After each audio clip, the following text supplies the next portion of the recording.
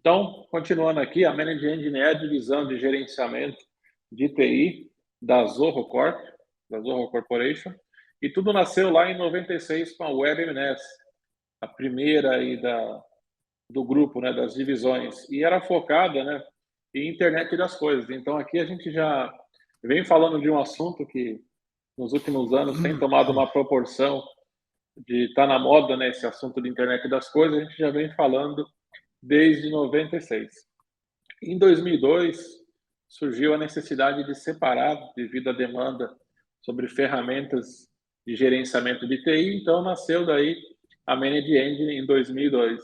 E em 2005, lançamos aí uma outra divisão voltada a aplicações cloud, né? A parte de colaboração, produtividade, a questão de CRM, parte de colaboração, Work Drive, toda essa parte, assim como que eu estou utilizando aqui a apresentação, é um dos nossos produtos, né, do Zoho Show, para fazer a apresentação, e aí temos muitas outras soluções.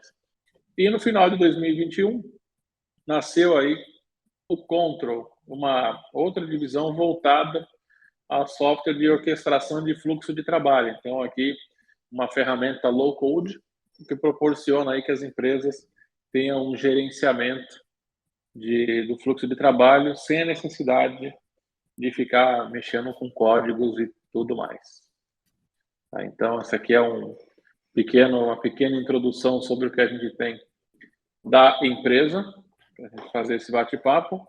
E aí aqui eu vou fazer uma pergunta para o pessoal que está acompanhando, eu sei que eu já iniciei aqui, só para a gente ganhar um tempo. Todo mundo está ouvindo o nosso áudio bem aí, vendo a apresentação? A Gisele e o Edson eu sei que estão. Beleza, já recebemos aqui o ok. Então tá. Então a gente vai dar início, Gisele, eu vou passar para você o controle para você compartilhar a sua tela. Combinado. Bom, pessoal, primeiramente, bom dia de novo para quem está chegando aí.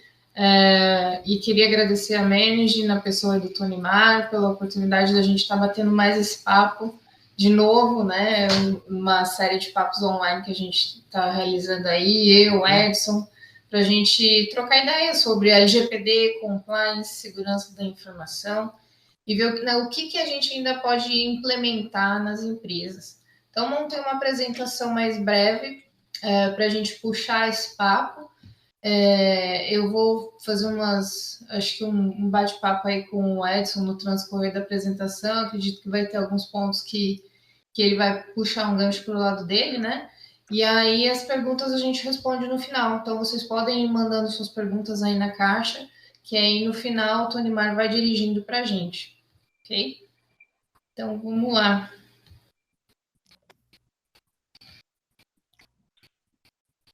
Bom, falando aí de LGPD, não tem como a gente começar esse assunto sobre a nossa Lei Geral de Proteção de Dados sem dar um overview para vocês sobre o que é a LGPD. Muita gente pode estar chegando agora aqui e não ter tido ainda nenhum contato anterior com a nossa legislação. Então, vou fazer um resumo do resumo para vocês conseguirem compreenderem o nosso bate-papo aqui. Então, a LGPD é a sigla de Lei Geral de Proteção de Dados Pessoais.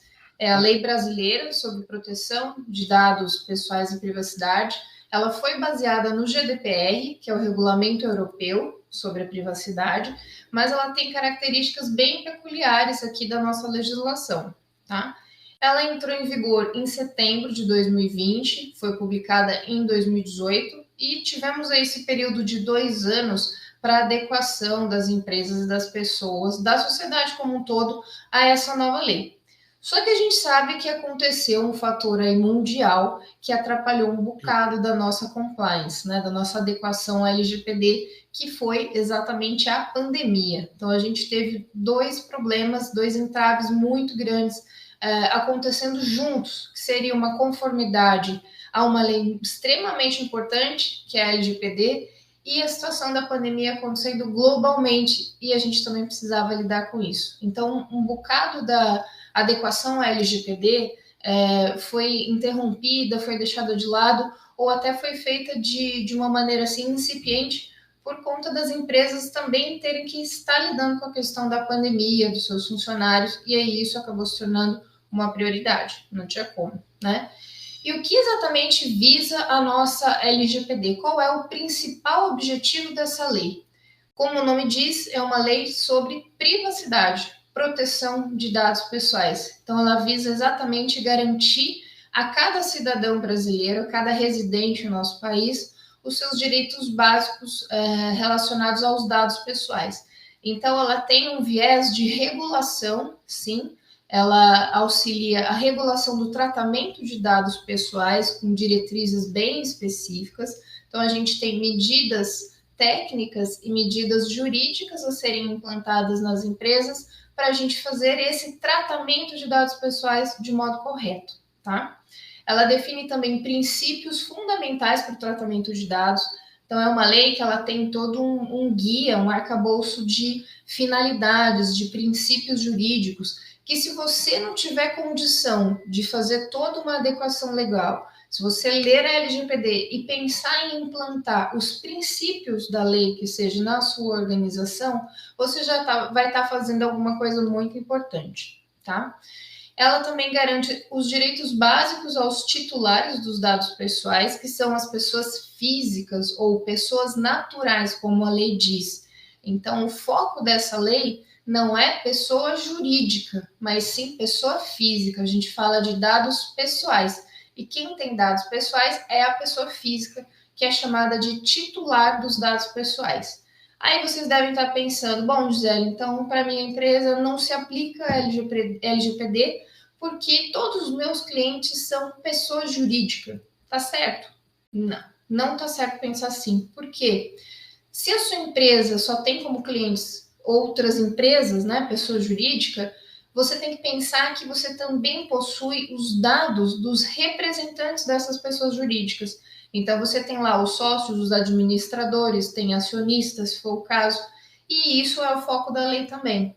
Se você também só atende cliente PJ, você também tem que pensar que você tem colaboradores, toda empresa é feita de pessoas, então você tem dados pessoais dos seus colaboradores também. Ou seja, não tem como fugir da aplicação LGPD. E a LGPD ela tem uma aplicação que eu digo que ela é transversal, né? Ela atende o mercado online, então quem tem negócios online, tratamento de dados pessoais em ambiente eletrônico, tem que se implantar a LGPD, e quem tem tratamento de dados pessoais em ambiente offline, físico, impresso, também precisa se adequar à LGPD.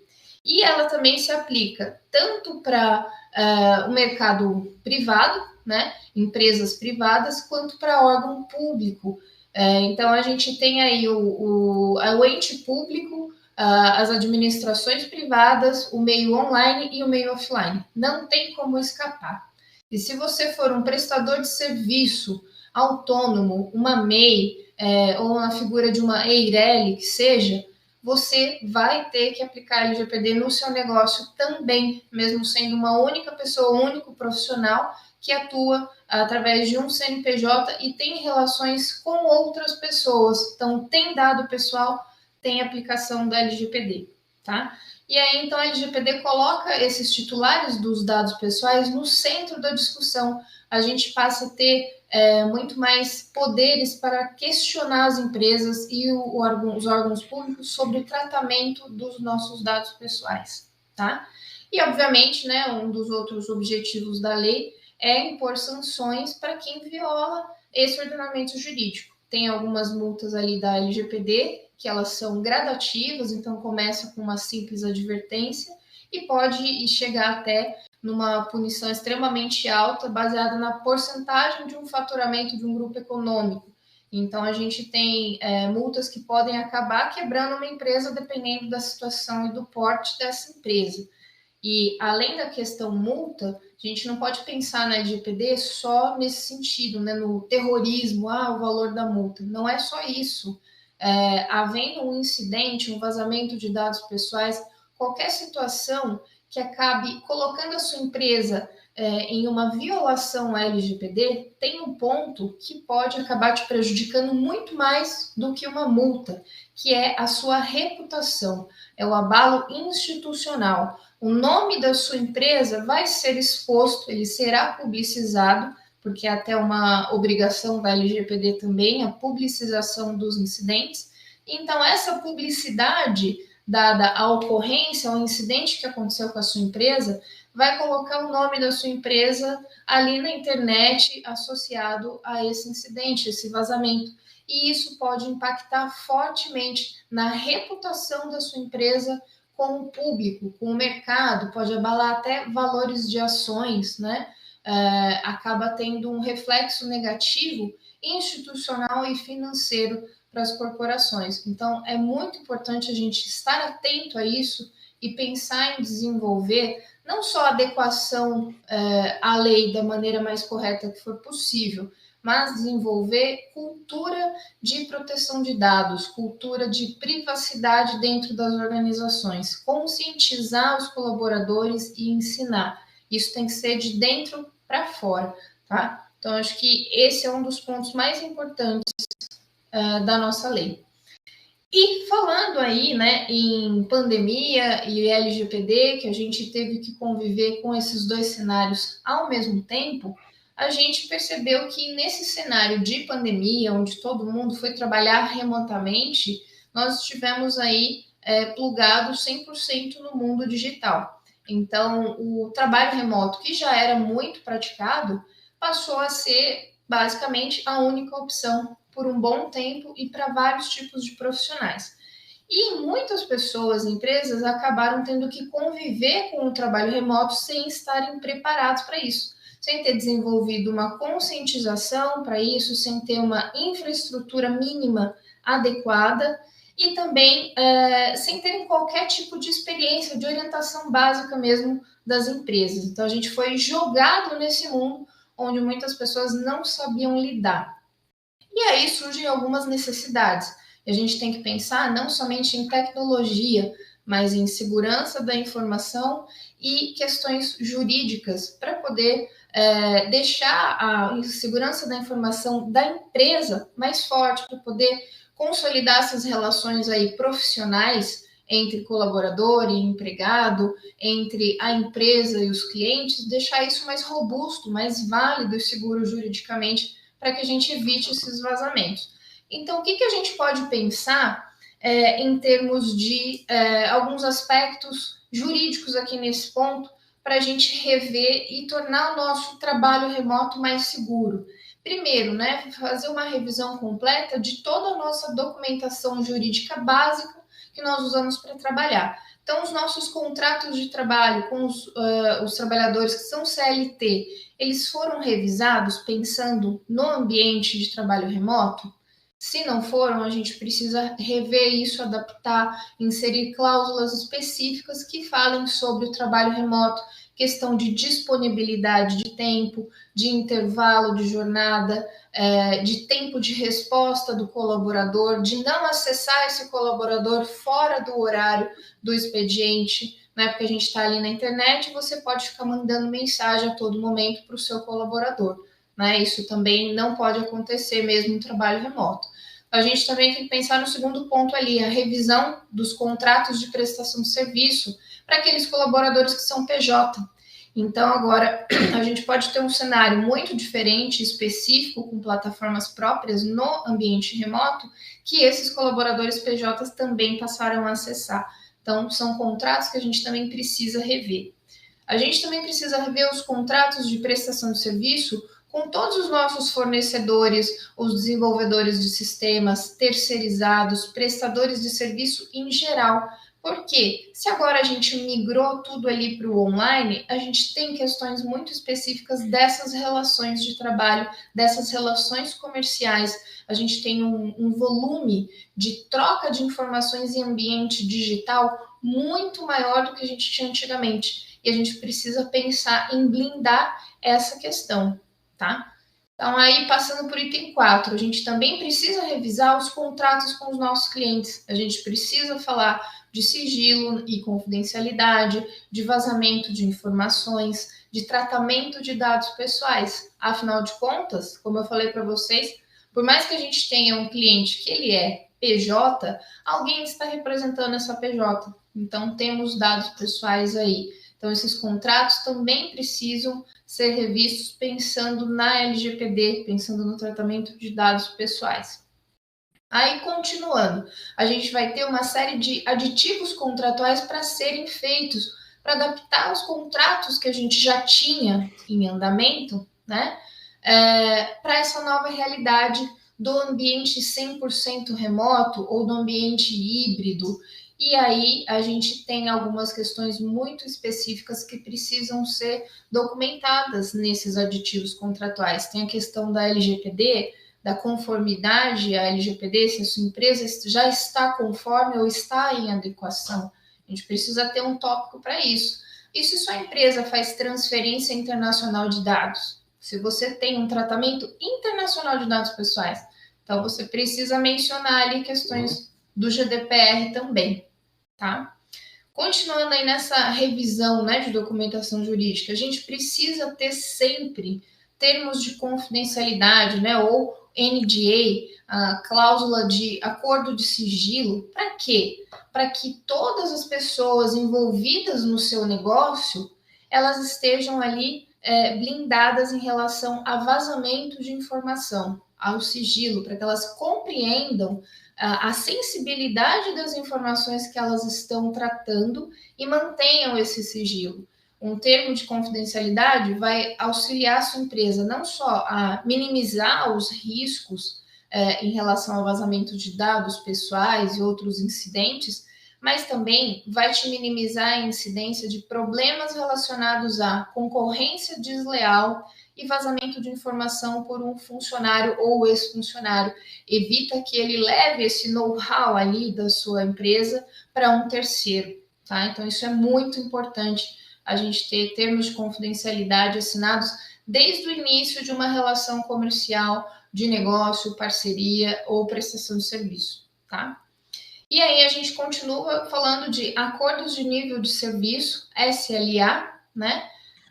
Onde a gente vai determinar porcentagens que serão possíveis de serem entregues dentro daquela escala de serviço que foi prevista. A gente sabe que, tendo contratos de tecnologia, a gente não tem como garantir 100% a efetividade, a disponibilidade daquela tecnologia.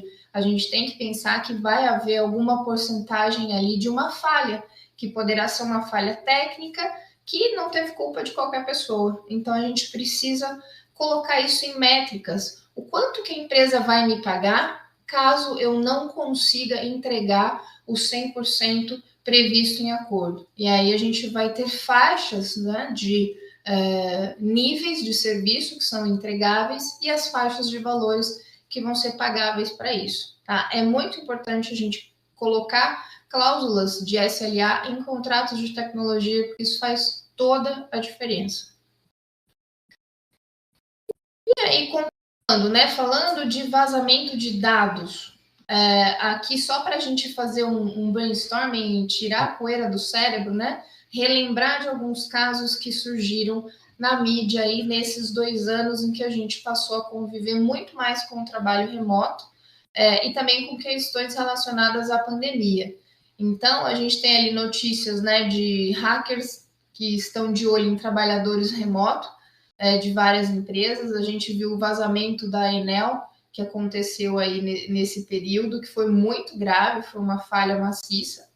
E o quanto o criminoso digital está de olho mesmo nos trabalhadores que estão no ambiente remoto e não possuem qualquer tipo de segurança, não tem políticas de segurança da informação, não tem uma infraestrutura básica cedida pela empresa ou pessoal que seja para poder trabalhar. Então, o trabalhador remoto que não tem infraestrutura técnica, que não tem infraestrutura jurídica para trabalhar com segurança, certamente ele vai ser mais um ponto de vulnerabilidade e vai abrir a brecha aí dessa empresa para exploração de questões relacionadas a dados pessoais, tá? Uma outra matéria aqui que a gente colocou da Folha é uma notícia dizendo que o brasileiro é muito mais favorável ao trabalho remoto. Lógico, em TI, todo mundo já estava muito acostumado a trabalhar remotamente. Com a pandemia, essa situação veio para ficar. Não tem como, são poucos os negócios ou os perfis de empresas e pessoas que preferem o trabalho 100% presencial. Então, ele pode ser mais dinâmico, mais econômico, a gente não tem que enfrentar grandes deslocamentos. Então, a gente precisa pensar que essa, sim, é a nova realidade e a gente precisa tratar ela com a importância que ela merece, tanto do ponto de vista jurídico quanto do ponto de vista técnico. Tem muitos trabalhadores, novos colaboradores aí buscando recolocação profissional no mercado, que eles já se negam a vagas de trabalho que são presenciais. O pessoal não quer mais trabalhar presencial, não. É no máximo híbrido, porque gostaram dessa rotina e incorporaram ao seu dia a dia. E aí isso abre brecha para ataques de ransomware, como a gente já viu por aí, e a consequência disso tudo é o aumento dos crimes cibernéticos como um todo. Então, nessa última notícia aí que vocês podem ver, nos Estados Unidos, né, houve uma perda de quase 7 bilhões de dólares em 2021 por conta do crime eletrônico. E no Brasil isso não é diferente. A gente vê notícias aí dizendo que nos últimos 2 anos aumentou em cerca de 300% o volume de crimes eletrônicos. E isso tudo vem de onde? De falhas de segurança técnicas e humanas, né? Falta de conscientização. Então, esse também é o nosso papel aqui hoje. E aí, com. Oi? Gisele, posso fazer um comentário? Dessas notícias todas, como é que você tem visto aí? Porque pelas notícias que são divulgadas na mídia, muitas vezes esses grandes ataques, esses grandes erros, a causa deles, e aí o Tony também pode complementar alguma coisa, às vezes são situações não tão complexas, quer dizer, né? Quando se tem um ataque hacker, né? É lógico que você tem hackers bem sofisticados, você tem ferramentas hoje que eventualmente podem quebrar questões de criptografia, mas normalmente não é por esse caminho, né? Tanto do ponto de vista empresarial, como você falou aí, do ponto de vista de pessoas, né? E, né, então, quer dizer, então são situações de segurança que poderiam, digamos assim, na maioria das vezes, serem evitados. Não é? Você citou questões de ter políticas, ter normas, ter procedimentos, ter implementações. Então, eu entendo que nessa questão do remoto aí, esse comprometimento com a implementação, eu vou dizer até assim, implementação profissional, né, para a gente sair do nível amador para o nível profissional. Né? Então, no nível profissional, o que eu chamo é quando a gente tem as regras, tem as responsabilidades, né? A questão do nível hierárquico, olha, não interessa, você, nível hierárquico maior, nível hierárquico menor, todas as regras vão ser cumpridas. Né? Como é que você. É verdade isso aí? Como é que você interpreta isso? Como tem sido a tua realidade aí nos casos que você tem atendido, de que não são normalmente, não quer dizer que não tenha havido situações quer dizer, né, complicadas e tecnicamente, mas na maioria das vezes não são situações tão complicadas. Né? A gente vê as notícias e dizem assim, olha, isso aqui foi uma falha que a Microsoft já avisou, que tal fornecedor já avisou, que a Amazon já avisou, e as empresas não implementaram esses controles. Como fica isso nesse pacote aí com LGPD, que eu acho que aumenta a criticidade dessa questão desses Eu vazamentos? concordo com a tua fala, Edson. Eu acho que muitas vezes a grande maioria dos problemas e dos vazamentos que a gente vê ocorrendo aí na mídia, a impressão que eu tenho, tá? É que uma boa parte desse volume de incidentes, eles acontecem por questões pequenas, por questões mínimas, por falhas de segurança muito pequenas e internas, que não é de sistema, é uma questão da Microsoft que foi divulgada, ou da nuvem de tal servidor aí. Não, são questões que às vezes se deixam passar, falta de padronização dos trabalhos, dos processos internos. E aí, se a gente não tem um padrão, a gente não tem um procedimento documentado, por mais simples que seja dentro de uma empresa, a gente não tem como conscientizar o colaborador, o prestador de serviço sobre aquilo. Se você não padroniza e não explica como faz e os riscos disso, não tem como você cobrar, né? Depois.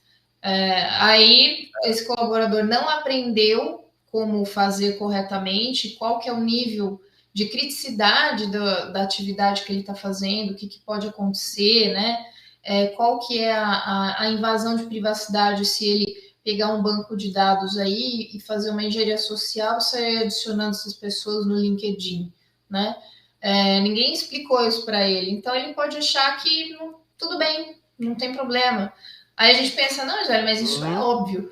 Isso é óbvio para a gente, né? Que trabalha com isso todo dia. Mas para muitas pessoas, isso não é óbvio. E se você não falar, você não pode fazer isso, isso pode acarretar um incidente, isso pode ser considerado como um crime de violação do sigilo profissional. A pessoa não vai saber. Se você não falar, pode ser que ela não entenda, né? Você não sabe qual é o nível de experiência e conhecimento.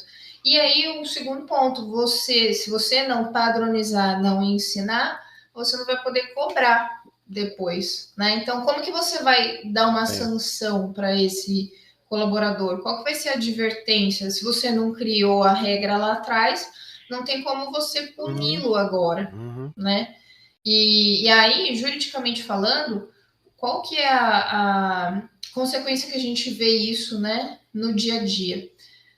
Supondo que não seja uma relação de trabalho, né, CLT, e o colaborador acaba cometendo um deslize ali, uma falha de segurança, ou ele não se atentou a determinados procedimentos e aí copiou um banco de dados ou encaminhou para alguém, né, sem ter autorização, aí o sujeito não é demitido por justa causa. Um exemplo muito comum que acontece no mundo corporativo. Ele não é CLT, não tem como demitir por justa causa.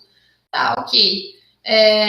Mas eu posso eventualmente requerer uma indenização por danos morais, ou eu posso requerer dele o ressarcimento de algum prejuízo que de fato eu tive, né? Eu posso descontar X do salário dele, ou aplicar uma multa. Aí vem a resposta de advogado, né? Depende, né?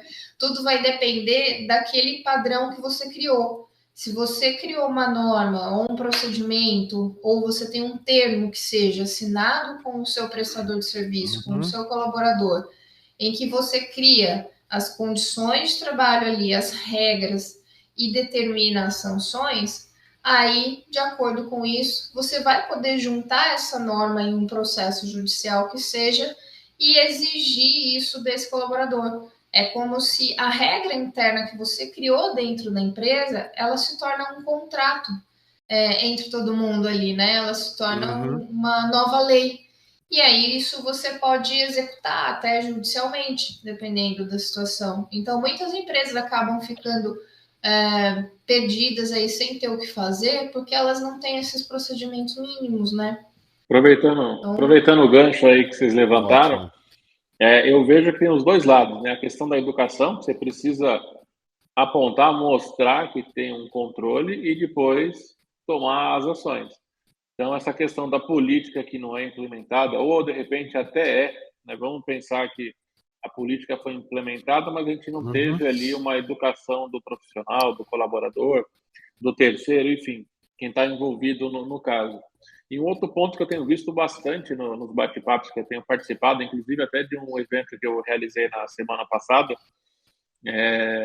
um dos participantes está há 30 anos no mercado com instituição de ensino de idiomas, e aí eu fiz a pergunta que eu costumo fazer, né? Temos a LGPD. Aí a pessoa fez aqui, cara, que eu sempre brinco com a Gisele, e a LGPD, Gisele? Oi? Tipo, 30 anos da aula e, tipo, a LGPD é uma instituição de ensino, na teoria, né?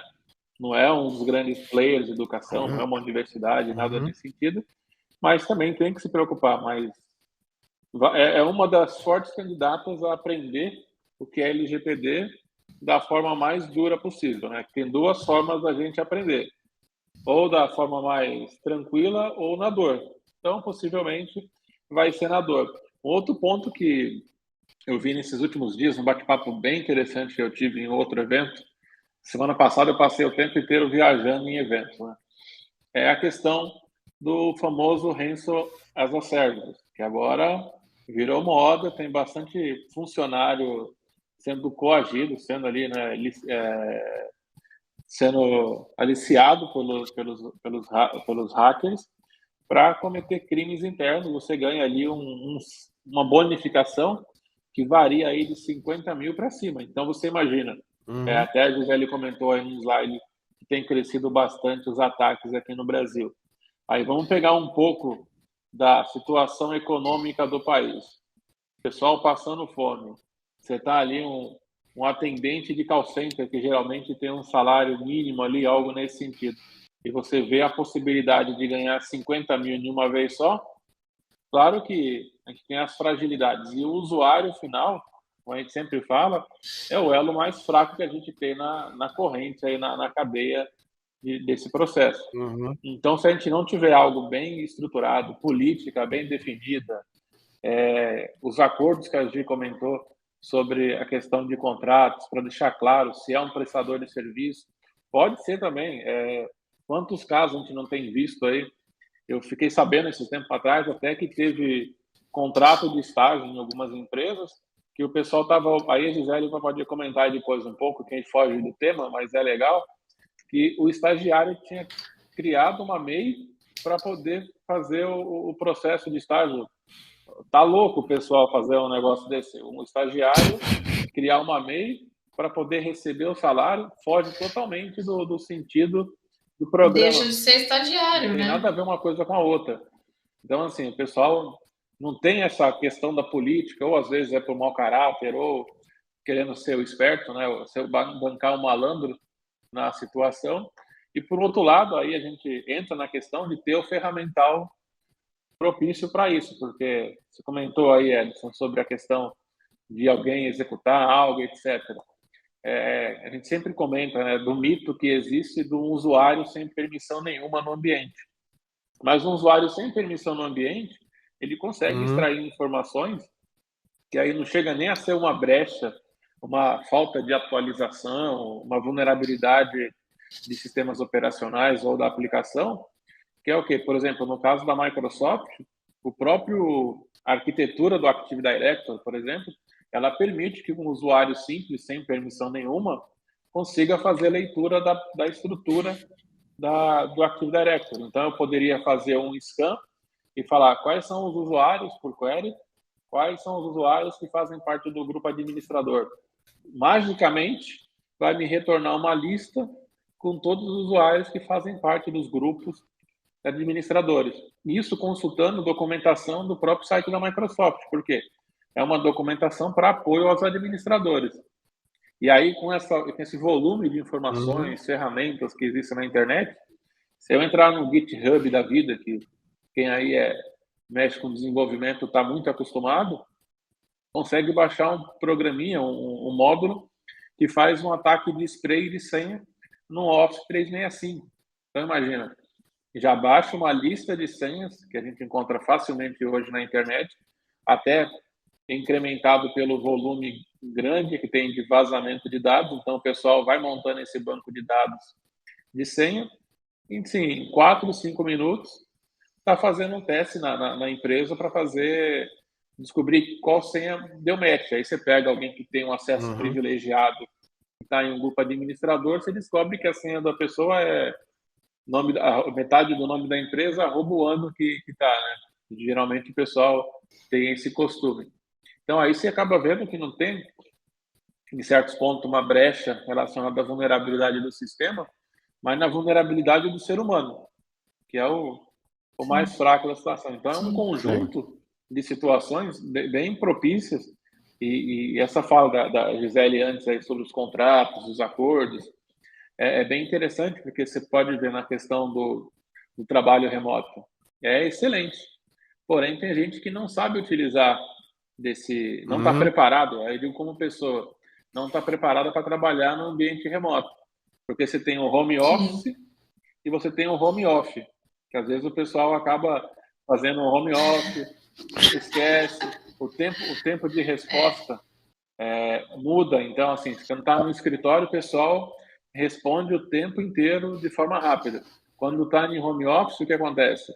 2 horas de resposta, você manda mensagem, praticamente você está acordando a pessoa. Então, assim, são vários cenários que a gente vê que vai causando essas brechas, esse tempo de resposta. Achei até legal que a gente tem que ter aí o acordo do nível de serviço, né, o SLA, do próprio colaborador. Então, ver do colaborador, ver com como está certeza. funcionando tudo isso, esse conjunto inteiro, ferramenta, política, a questão jurídica da coisa, né, os acordos, para que funcione, porque hoje é essencial.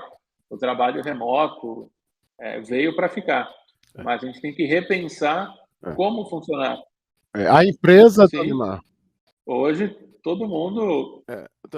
né, complementando aí você, a empresa precisa também estar preparada Sim, para isso, né? Então, por exemplo, soluções simples de cibersegurança, né? Olha, a gente está com os colaboradores, mas a conexão vai utilizar uma VPN. Você já minimiza uma série de problemas e hoje em dia é uma questão técnica relativamente simples e fácil, né?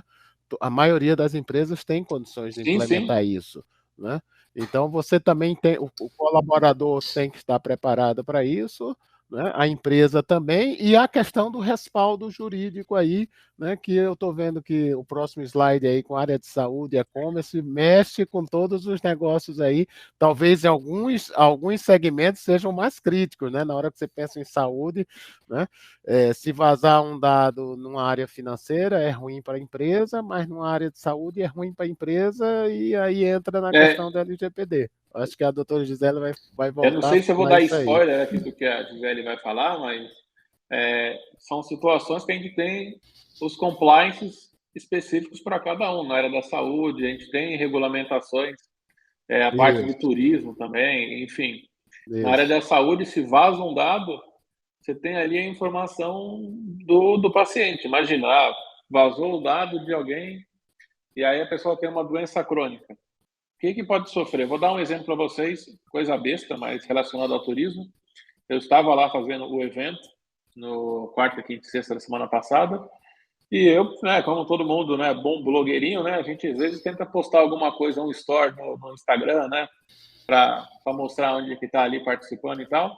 E eu postei e marquei o hotel que eu estava. Não deu nem 5 minutos, eu recebi uma mensagem no Instagram falando o quê? Olha, aqui é do hotel XYZ, vimos a sua postagem, e um texto bonitinho assim, tal, falando, compartilhe seus dados aqui, telefone, e-mail, tal, etc, para concorrer ao sorteio para no final de 5 dias, sei lá quantos eram, com mais 2 acompanhantes. Dava até para convidar vocês dois para a gente ir para lá, passar o final de semana.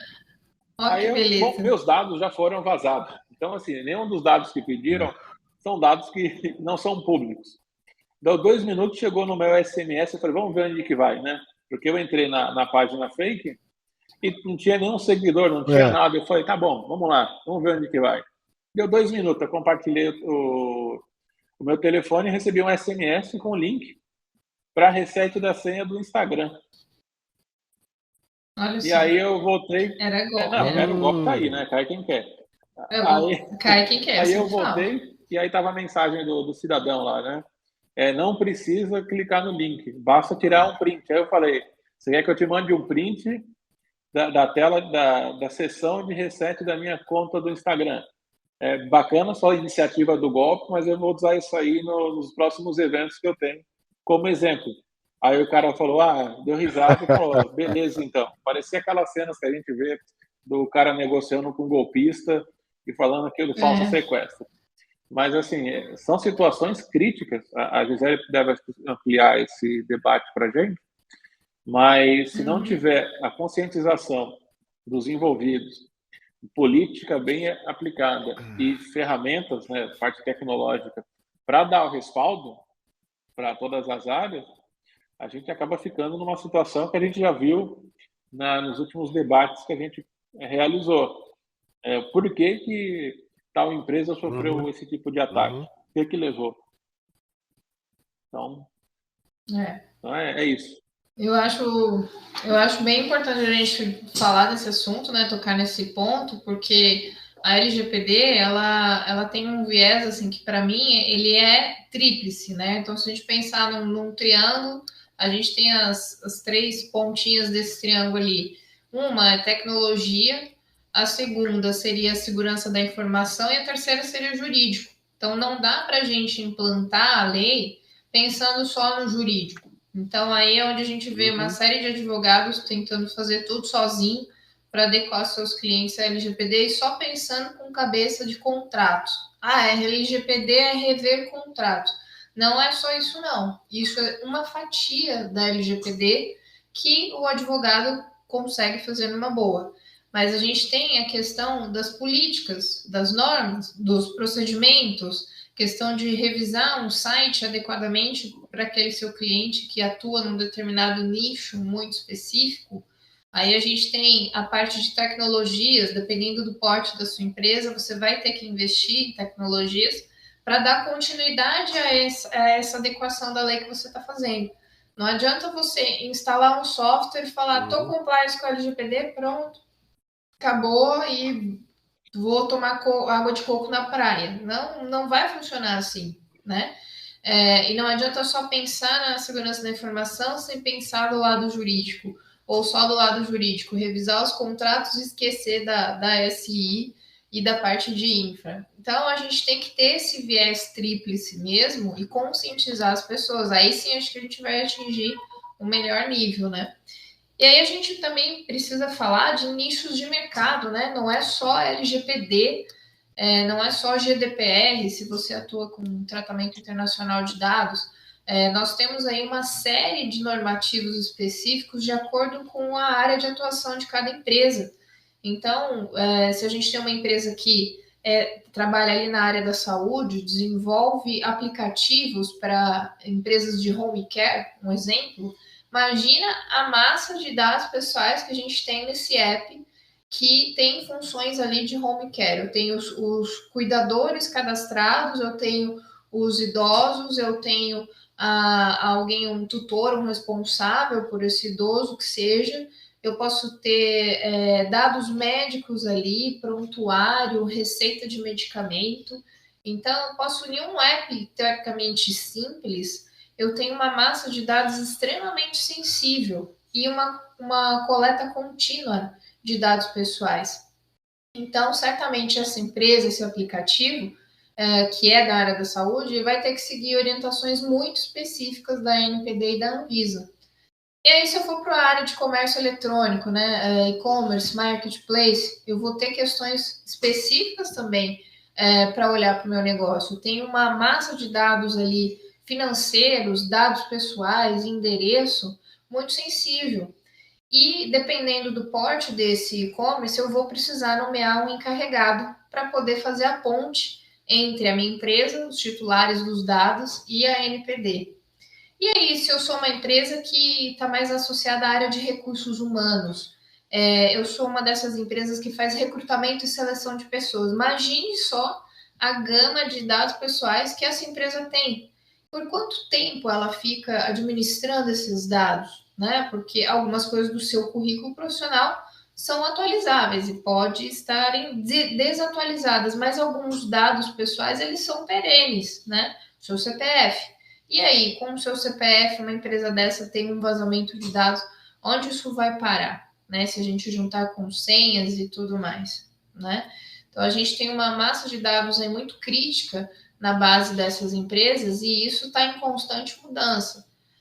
A gente viu aí alguns vazamentos de dados recentes, né, de grandes e-commerces, de empresas na área de incorporação de imóveis, que compartilhou os dados de uma pessoa que comprou o imóvel, compartilhou com seus parceiros comerciais, e um desses parceiros comerciais estava enchendo o sujeito de spam, né, e aí ele conseguiu fazer essa engenharia reversa, acionou a incorporadora, recebeu a indenização.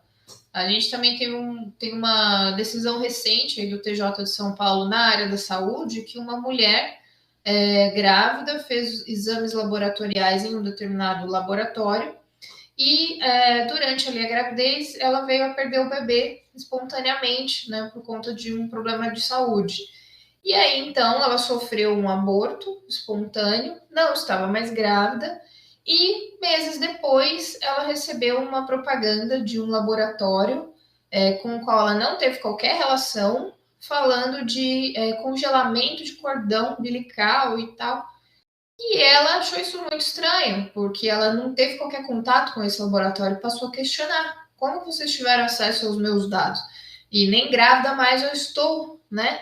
Então teve toda a questão dessa mulher meio que reviveu o processo que ela passou e tal.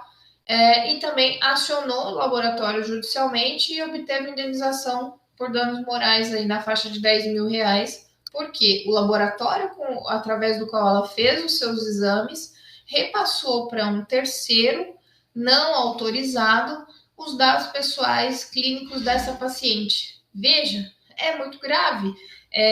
Ela teve um compartilhamento não só de dados pessoais, né, o cadastro dela, mas de dados pessoais sensíveis, né, o resultado de um exame de gravidez é um dado médico sensível. Então, muitas empresas não estão levando isso a sério, compartilhando os dados dos titulares a rodo, né, sem pensar em revisar esses termos de uso, ter um aceite específico para compartilhamento de determinada informação com um terceiro. Então, tem muitas questões aí de mercado entre uma empresa e seus parceiros comerciais que também precisam ser revistas, visando a proteção do dado pessoal, tá? E ali, por último, a gente também tem um exemplo, né, dentro dos nichos de mercados diferentes, a gente tem as instituições financeiras, que também coletam uma massa de dados pessoais muito sensível e muito crítica. E aí elas precisam implantar uma segurança um pouco mais robusta, precisa sempre pensar em criptografia, em bloquear eventual vazamento de informações, bloquear algumas invasões e testes. Então, o pessoal que trabalha na área financeira tem que ter, assim, uma tecnologia mais robusta para essas questões, tá? E vão ter que atender normativos específicos do mercado, normas do Bacen, da CVM, então por aí vai.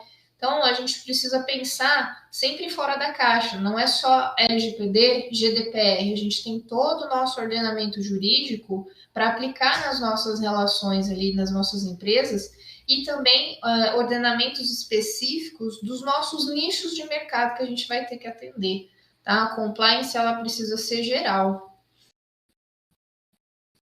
E aí, falando um pouco, né, de normativos, a gente também tem as normas técnicas da BNT, né? ISO, IEC e a BNT tem algumas normas específicas que podem nos orientar a desenvolver esses normativos de segurança da informação. Então, as políticas de segurança da informação, as normas, os procedimentos, os termos que a gente precisar fazer de base para a nossa empresa, a gente pode se pautar por essas normas aqui, que a BNT estrutura para a gente. Então, a gente tem a família da 27.001 e 27.002, para a questão de gestão de SI e controles de segurança.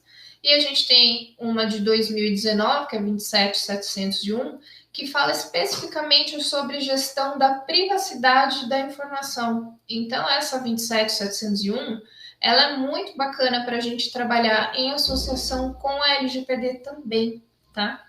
E a mais recente, a 29.184, de 2021, ela fala de avisos de privacidade online. Então, ela é bem interessante para nos dar algumas diretrizes ali em relação à elaboração de termos de uso e política de privacidade para sites, aplicativos, plataformas, para a gente gerenciar o consentimento do titular do dado, tá? Então, a gente também pode e deve olhar para esse lado aqui das normas técnicas da ABNT, pensando em deixar a segurança da informação da nossa empresa mais robusta. Claro, Gisele, eu posso dar um complemento aqui? É o seguinte, né? Quer dizer, quem tiver mais com conhecimento aí, talvez seja um repeteco, mas assim, quando você vê essas normas, se você disser, Edson, qual é a norma que eu devo ler tá certo? Eu quero falar de segurança, de privacidade. É a 701? Não. Leia e estude a 27.002, tá? Apesar dessa numeração, né, a gente pensa que a 27.000, né, a 27.002, tá certo? Ela é a que dá toda a estrutura, ela é a que dá os controles e o detalhado. A 27.001, ela dá os pontos das 27.002 mais voltados para a certificação, né? Então, os controles estão descritos na 27.002. Ela é a espinha dorsal. E ela tem uma coisa legal, que ela vai ter uma nova versão agora em 2022, que já está no exterior, já foi publicada. Aqui no Brasil está em consulta pública, né? Eu sou fã das normas, eles melhoraram, né? E deram uma rearrumação, mas a essência é a mesma, né? Mas ela é a espinha dorsal. A 27.701, que é a de privacidade, na realidade ela é montada em cima da 27.002. Tá? Ela não tem vida própria. Ela faz assim: o artigo tal da 27.002 fala sobre políticas. Né? Então, devem ser implementadas políticas, e no caso de privacidade, devemos ter uma política de privacidade, que, por exemplo, a 27.002 não entra nesse detalhe. Né? Então, a 27.701, ela ela analisa todos os controles da 27.002 e acrescenta alguma coisa quando tem a questão de privacidade. Outros itens ele diz, olha, continue idem 27.002, idem 27.002. Nesse aqui, acrescente mais esse controle. Né? Então, para você entender, para você ter um processo de segurança da informação, né, estude a 27.002, né, depois, no caso, a 27.701. E uma coisa interessante, que nessa versão de 2022, né, que já está em consulta pública pela BNT, o nome, eu já tinha visto isso no nome da versão em inglês, né, e na de português, eu acho que foram muito felizes, né, porque é segurança da informação, cibersegurança, né, aliás, segurança da informação, segurança cibernética e privacidade. Né? Então, o nome da norma, esse era um termo que eu sempre procurei, às vezes, né, eu queria dizer as três coisas, eu dizia de um jeito, de outro, mas eu achei que eles foram muito felizes, então agora a gente pode falar, olha, em relação à segurança da informação, segurança cibernética e privacidade, a gente tem que implementar esses controles. Né? O Tony Mar falou aí, né, da questão cibernética, né? Então a questão cibernética é muito importante, né? Mas ela tem que estar atrelada aos controles de segurança da informação, que tem uma abrangência maior. Eu vejo a segurança cibernética como de uma profundidade maior na parte técnica, e a gente tem que ter isso. Né? É muito complexo o mundo atual aí, tá? É lógico que vai depender do porte da empresa, mas até mesmo para as nossas vidas, olha, eu tenho um celular, cara, utiliza um programa de proteção, de antivírus, essa coisa toda. Então, repetindo aí, né? Começa pela 27.002, a 27.701, né? Se você for ver certificação a 27.001, né? E a outra é mais a questão do conteúdo, aí sem dúvida, a 29.184, né, voltado mais para essa questão dos avisos aí é bem de privacidade, tá? Mas eu acho que fica mais forte, né, esse título que ela deu, né, porque a própria lei, né, do artigo 46 ao 51, ela fala basicamente, de uma forma resumida, a organização tem que ter segurança da informação. Tem que ter normas, tem que ter processos e tem que ter evidências de que faz a segurança da informação. Bem, só esse parênteses aí, Gisele, continue. Super importante, só fala para a gente linkar aqui para o pessoal a importância disso, né? Então, a gente vê o seguinte cenário, a gente precisa, sim, aplicar a LGPD para qualquer nicho de mercado, não importa se a minha empresa é privada, é uma MEI, é uma EIRELI, é uma sociedade, como tem no mercado do direito, sociedade unipessoal de advocacia, o nome é meio estranho, né? Como uma sociedade é de uma pessoa, enfim, coisas de OAB. Que é aquela estrutura de um advogado que constitui uma sociedade, um CNPJ ali para aparecer uma sociedade de advogados para o porte da OAB, mas ele é só ele, né? Só tem ele como advogado gestor. Então, você tem uma estrutura pequena, um CNPJ pequeno, poucos funcionários, você pode ser uma MEI, um comércio pequeno, familiar, né, uma padaria aí de gerações numa esquina lá no interior de Minas, e que às vezes você tem uma caderneta do fiado, né? Onde você anota ali as pessoas que vão comprando contigo, o nome, o telefone, o endereço e o valor.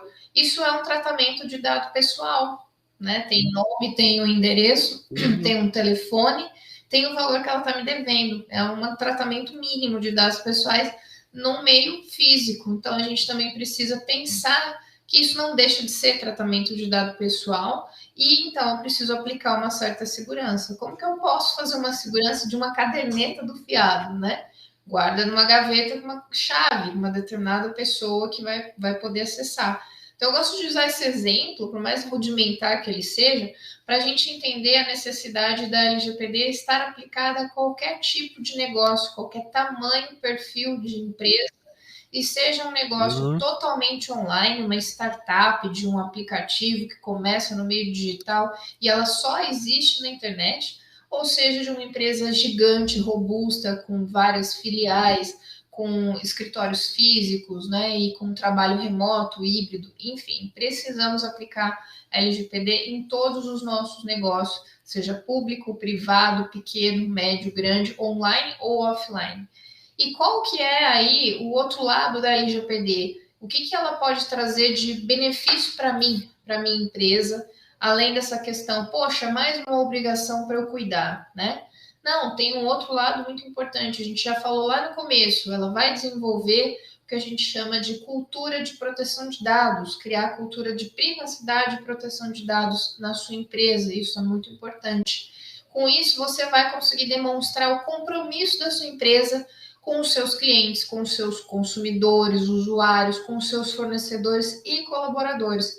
O pessoal do lado de fora, o mercado, ao ver que a sua empresa está fazendo a adequação à LGPD, isso vai se tornar um diferencial, e é um diferencial competitivo também. Opa, eu vou comprar dessa empresa aqui porque ela está dizendo aqui que tem compliance com a LGPD, que ela já está em conformidade, então o risco dos meus dados vazarem é muito menor. E o seu concorrente vai ver isso e ele não está em adequação, ele vai pensar, putz, ele já está na minha frente, né? E você pode demonstrar isso para os seus clientes, para os novos clientes. Então, ela traz essa competição positiva aí entre as empresas e aumenta a credibilidade de cada empresa no mercado. Porque cada vez que você aumenta a segurança jurídica, você aumenta a segurança da informação também, você tem uma empresa com muito mais robustez, né? Mais consolidada no mercado. Você demonstra que o dado pessoal do seu cliente, do seu colaborador, a privacidade dessas pessoas é importante. E isso tem uma valoração muito grande, aumenta a sua reputação e credibilidade no mercado. E aí a empresa vai ter que continuar nessa busca constante por atualizações e por soluções que vão exatamente demonstrar essas boas práticas, porque não adianta nada a gente fazer a compliance com a LGPD, demonstrar isso para o mundo externo, fazer a conscientização dos nossos colaboradores, se isso ficar parado no tempo, se ficar engessado. Então, precisa ter uma atualização constante nesse assunto, né? E aí, outras motivações, que mais que pode favorecer aplicar a LGPD para a minha empresa? Minimizar riscos e incidentes, né? A gente já falou bastante que tem a questão de você desenvolver medidas técnicas e administrativas para prevenção de incidentes. Então, a gente vai ter que pensar em tecnologia, em segurança da informação e jurídico, para minimizar esses riscos e incidentes. Então, fazendo toda essa adequação do seu ferramental técnico aí da parte de TI, pensando na segurança da informação, pensando na revisão dos documentos jurídicos, criando cláusulas específicas, documentos específicos para aumentar a sua blindagem jurídica do negócio, a gente minimiza risco e incidente com certeza, né? A gente passa a evitar sanções judiciais também. Lógico, se você demonstra que você está em adequação à lei, se surgir uma denúncia ou algo do tipo, uma ação judicial, você comprova o que você fez, o que você deveria, né, de acordo com o que você podia e tal. Então, você vai ficar ou isento de uma multa, ou essa sanção vai ser menor, tá? No terceiro ponto ali, a gente também tem a parte positiva de padronização de processos, de procedimentos e atividades. Isso é muito importante para a gente poder escalar o nosso negócio. A partir do momento em que criamos processos e procedimentos, isso pode ser replicado e feito com a mesma qualidade por outros colaboradores. Então, o nosso negócio se torna mais escalável, se torna mais flexível para aumentar o rendimento, aumentar o faturamento, aumentar a demanda de atendimento, tá? Incrementar a segurança da informação na empresa é também um motivo super importante para você adequar a sua organização LGPD. Não tem como falar de LGPD sem falar de jurídico, sem falar de SI, tá? E aí, com isso, no final, a gente vai aumentar a credibilidade da empresa, como eu falei para vocês. A gente demonstra que a empresa está em conformidade jurídica, está em conformidade com questões de SI, está em conformidade com plataformas técnicas, com soluções de TI que sejam interessantes para o seu nicho de negócio. Então, a gente minimiza, né, os riscos, passa faca, assim, uma boa parcela de riscos, de danos que podem ocorrer. Alguns a gente vai conseguir eliminar, outros a gente vai minimizar e outros a gente vai conseguir lidar melhor, gerenciar esses riscos, esses incidentes de uma maneira muito melhor e até preventiva. E com isso a gente aumenta a credibilidade da empresa. Aumentando a credibilidade, eu aumento o quê? A reputação. Aumentando a reputação, a confiança que as pessoas têm na minha empresa no mercado, eu vou aumentar o valor da minha empresa perante, né, a sociedade, e isso certamente vai reverter em efeitos positivos para a gente. Então, a gente pode ter um aumento de clientes, um aumento de faturamento, aumento de valor de ações no mercado, e por aí vai. Então, a LGPD está muito mais a fundo, né? Não é só regra, como a gente pensa. Indo aqui já para o final, a gente não podia não falar da ANPD, né, ao falar de LGPD. Então, a ANPD é a nossa Autoridade Nacional de Proteção de Dados, ela que vai regular e fiscalizar a implantação da nossa LGPD. Então, a ANPD, ela tem três vieses aí na sua atuação. Um desses viés é de orientação, ela tem uma função orientativa mesmo, que é de criar guias de boas práticas e conscientizar as pessoas e as empresas em relação à LGPD. Ela tem um viés também preventivo, que é atuar em conjunto com as empresas para garantir que a compliance da LGPD esteja sendo feita. Nesse ponto aqui, vale destacar o seguinte: a empresa que estiver passando por uma determinada situação e que não sabe como agir em relação à LGPD, essa empresa pode consultar a ANPD sobre isso, como proceder. E isso aí ela vai receber depois de volta, pode ser uma orientação, pode ser uma questão preventiva, que aí vai auxiliar a empresa a caminhar adiante, tá? E aí ela também tem o viés repressivo, que todo mundo já sabia, que é a questão das multas, a imposição e a fiscalização das multas que estão lá na nossa lei, né? E aí a gente viu aí recentemente, né, teve uma nova notícia aí falando da ANPD e da aplicação das multas, que deve começar aí por meados de outubro, se não me falha a memória do que eu vi. Então, já está batendo na porta, né? Estamos nos últimos minutos do segundo tempo para a gente fazer o nosso dever de casa, porque a gente pode começar a se surpreender aí com essas questões das multas. E aí, dentro de uma estatística que eu peguei até da própria ANPD, a expectativa era que em 2 anos, né, 100% das empresas brasileiras estivessem adequadas com a nossa lei. Mas, obviamente, que não conseguimos isso, ainda mais nesses 2 anos aí de pandemia. E qual foi a realidade? Né? De acordo com uma estatística da própria ANPD, 15% dos que responderam o questionário que estavam preparadas para conformidade com a LGPD. Aí você fala, poxa, Gisele, que cenário terrível, né? Então, só 15% que estavam de acordo, então significa dizer que quase ninguém, né, tá atento a LGPD. Aí, tem um lado promissor nessa história toda, né?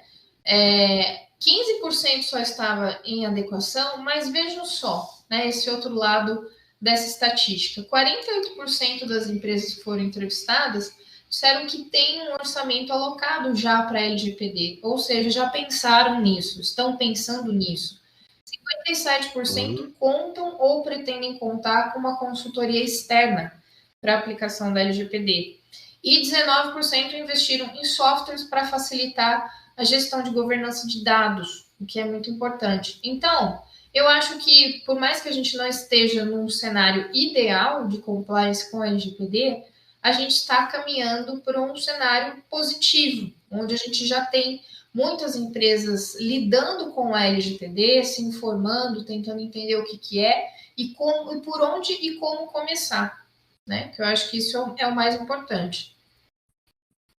E falando em LGPD, nós aqui, nosso escritório, né, em conjunto com o Edson, nós desenvolvemos um e-book gratuito, LGPD para PMEs, pequenas e médias empresas. Então, é só você ler esse QR Code ou acessar diretamente o nosso site, que ele vai estar lá disponível para você fazer o download. Pode ler à vontade, compartilhar, vai servir como um guia de orientação básica para você iniciar a conformidade legal aí na sua empresa. E é isso que eu tinha planejado aqui para a gente puxar um papo. Será que a gente já tem perguntas aí na lista? Já temos perguntas. E vamos lá, antes de mais nada, bom, parabéns novamente. É sempre bom esse bate-papo com vocês aí para a gente ajudar o pessoal aqui. Tem uma pergunta do Silas e eu vou emendar também a da Larissa. O Silas está com uma pergunta que é o seguinte: qual a base jurídica a empresa pode ter para aplicar controles de segurança nos computadores do colaborador usado em home office? No caso do colaborador, usar o computador pessoal. E aí, depois a Larissa aqui tem a consequência aqui, que é o seguinte: que a gente comentasse sobre a arquitetura básica de segurança e privacidade que uma empresa precisa e as diferenças para as empresas grande, médio, pequeno porte e micro porte. Para começar já daquele jeito. Beleza, vamos embora. Larissa, né? É isso? É a Larissa, com relação à arquitetura, né, de segurança e privacidade, e o Silas com relação à base jurídica para quem utiliza os computadores. Tá. Isso. Vai na base jurídica que depois eu vou lá na organização. Então, eu vou responder a pergunta do Silas aí. Silas, eu entendo que a base jurídica, motivação legal, né, ou a base legal da LGPD, para que a sua empresa faça a gestão, o monitoramento dos dispositivos dos colaboradores, seja a que fala de execução de contrato na nossa LGPD. Tá? Vou pegar certinho o artigo, o inciso, e aí falo aqui para vocês. Lembrando que, assim, esse cenário de colaborador usando um dispositivo pessoal, que a gente chama de BIOD, né, muitas vezes, não é o mais adequado, tanto do ponto de vista da segurança da informação, quanto do ponto de vista jurídico. Né? Essa mistura de pessoal e corporativo em uma mesma máquina pode trazer muitas vulnerabilidades, perdão, não só para a empresa, mas também para o empregado. Então, ele vai tentar em algum momento alegar privacidade, porque o dispositivo era pessoal, mas a empresa tem outro lado dizendo que tem uma norma, um termo assinado, que naquele determinado período o dispositivo era usado para fins corporativos.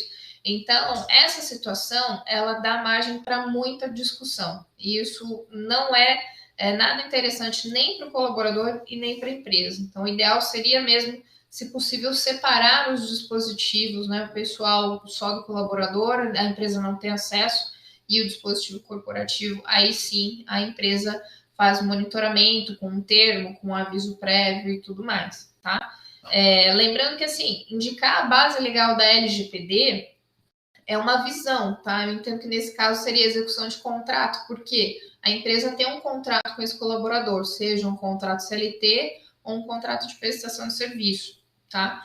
Então, aí a gente consegue definir a motivação para o tratamento desse dado, para o monitoramento dessa máquina, tá? Eventualmente, outros profissionais podem entender que seriam outras bases legais também aplicáveis, e não tem problema, a gente pode ter, às vezes, 2 ou 3 bases legais da LGPD numa única relação, tá?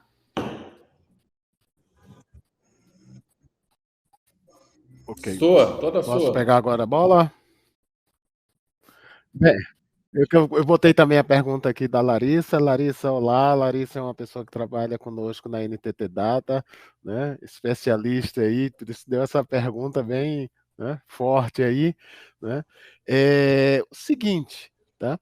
Em termos de organização, a gente tem que tomar a arquitetura de segurança da informação, né, de um normativo onde eu tenho utilizado e eu recomendo a todos da 27002. São as dimensões da segurança, né? Mas aí vem o complemento da pergunta, né, que é a inteligência. Sim, mas como é que eu faço a adaptação dessa dimensão de segurança, né? Porque a dimensão de segurança fala de políticas, fala de plano de continuidade, fala de privacidade, fala, né, de regras, né? Como é que eu vou adaptar isso a grandes empresas, a grandes conglomerados, né? E também pequenas empresas? E a minha resposta é a implementação. Não dei resposta de advogado, hein? Depende. É a implementação. É a dosagem. Você vai ter que ter a sabedoria, e quando eu digo você, né? Quer dizer, não, quer dizer, alguém da empresa, ou alguma consultoria que esteja com você, né? Com certeza o executivo vai sentir essa necessidade, mas puxa, como é que eu vou fazer isso para a minha empresa? Minha empresa é um conglomerado onde eu tenho uma holding, eu tenho um banco, eu tenho uma empresa de hotel, eu tenho. Como é que eu vou misturar isso tudo em políticas? Eu preciso fazer arquiteturas de políticas, eu preciso ter uma arquitetura de segurança.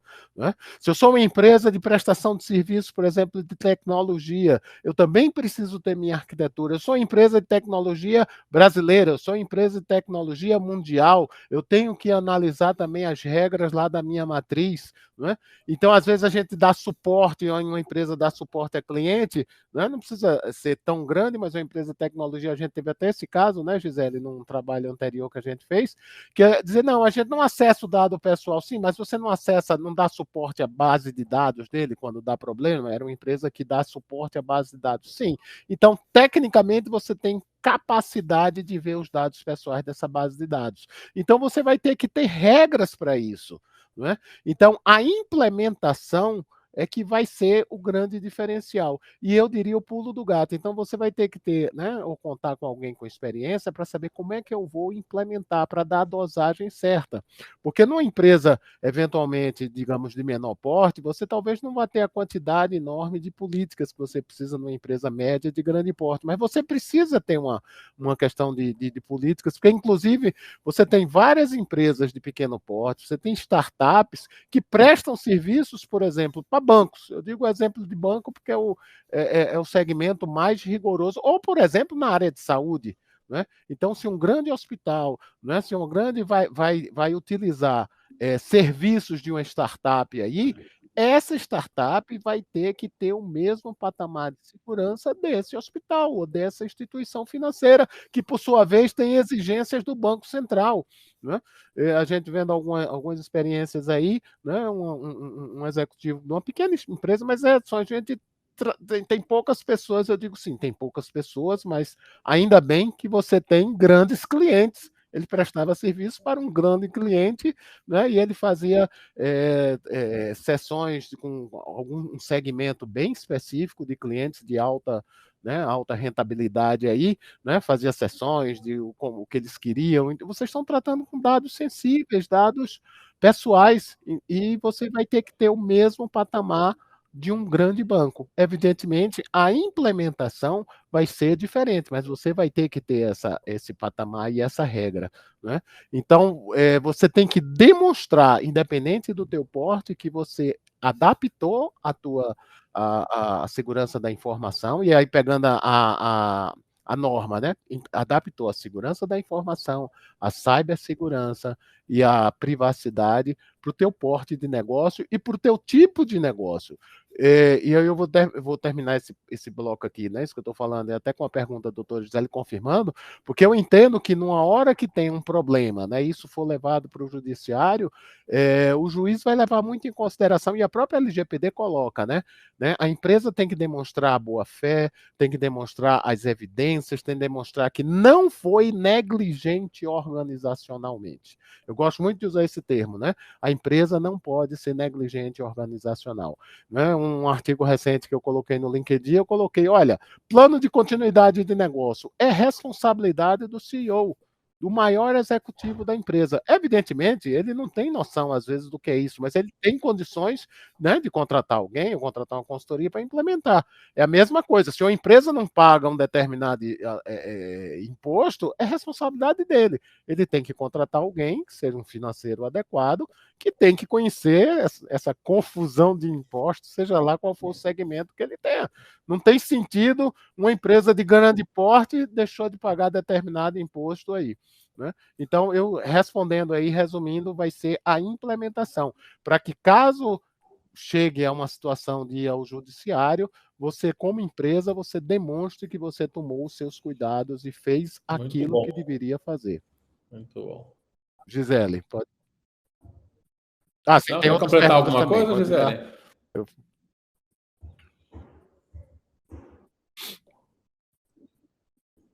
Tá sem som. Às vezes o som cai. 2 anos de pandemia, a gente ainda fica esquecendo o microfone, né? Faz parte. Então, essa questão que o Edson levantou, né, do colaborador, né, o CEO da empresa se preocupar com as questões de compliance, o que foi implantado, o que foi feito, é muito importante, sim, principalmente para a LGPD, para a questão de segurança da informação, normas, procedimentos internos da empresa, né?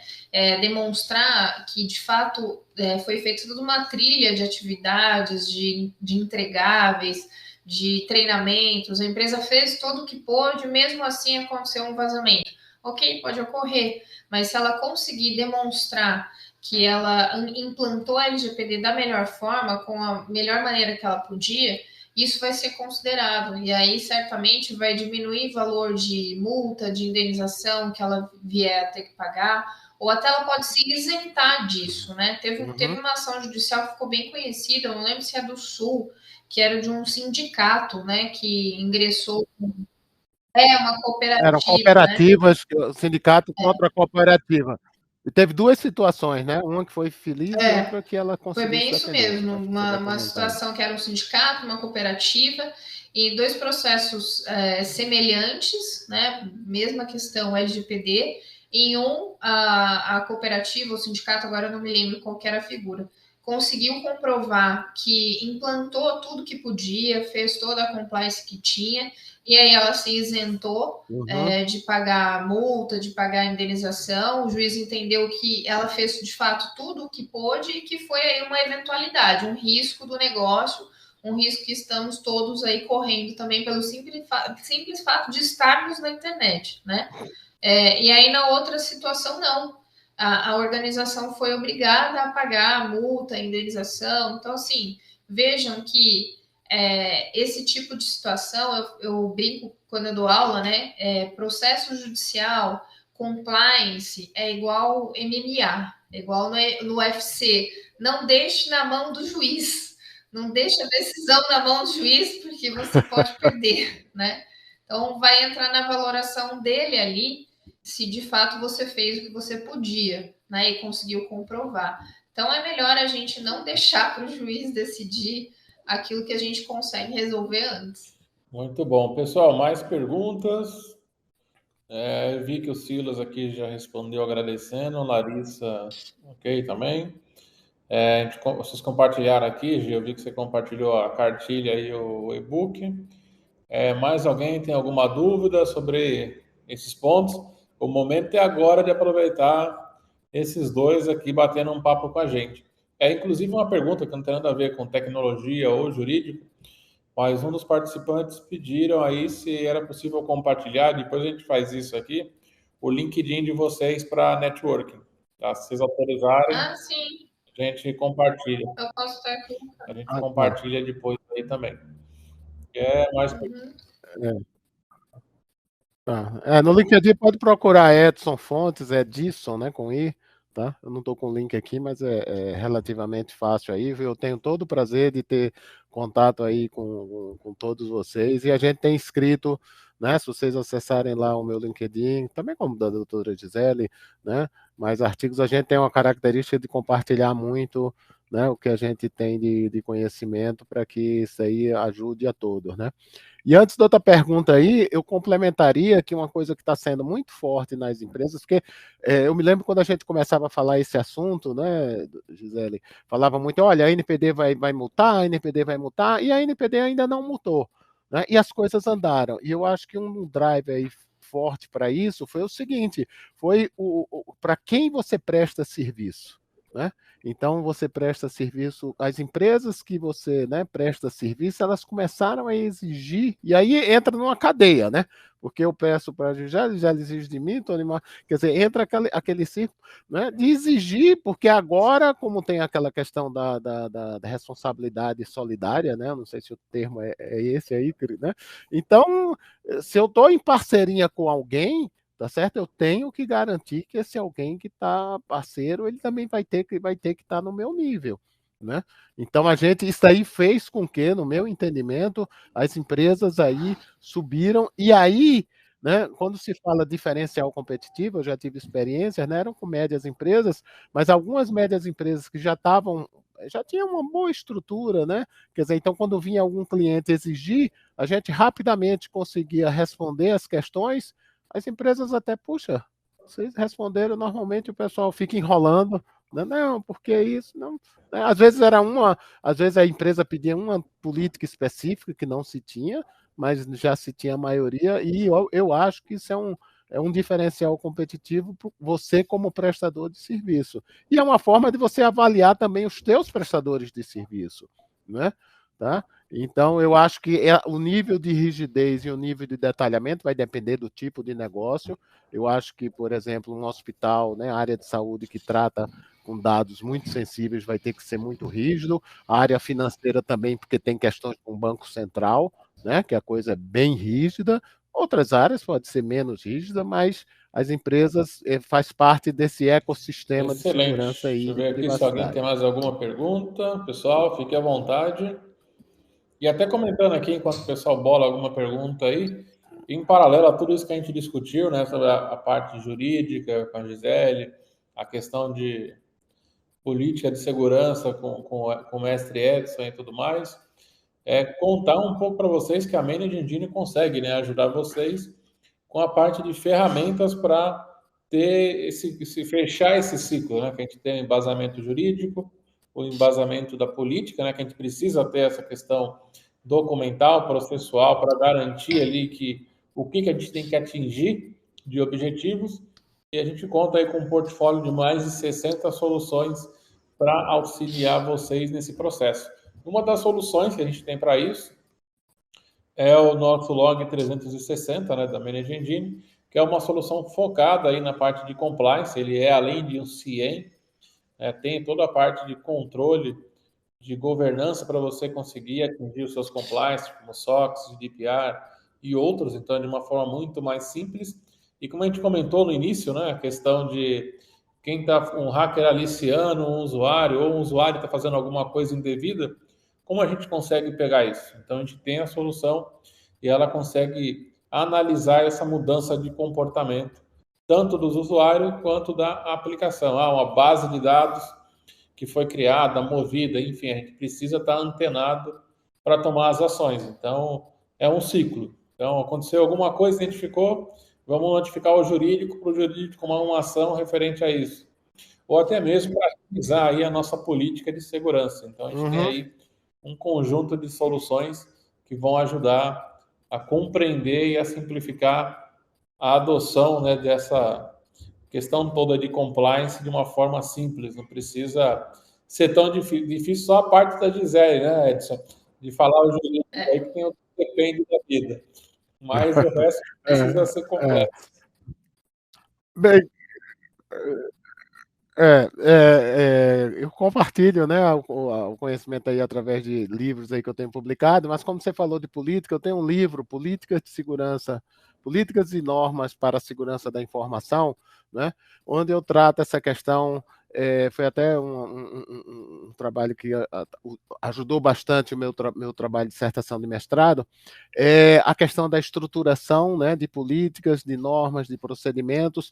É um padrão que eu utilizei na Rede Nacional de Pesquisa, onde existe um curso de Políticas de Segurança da Informação, é eles que fazem, eles dão, né? Mas a gente preparou todo o material e foi legal porque eles carimbaram.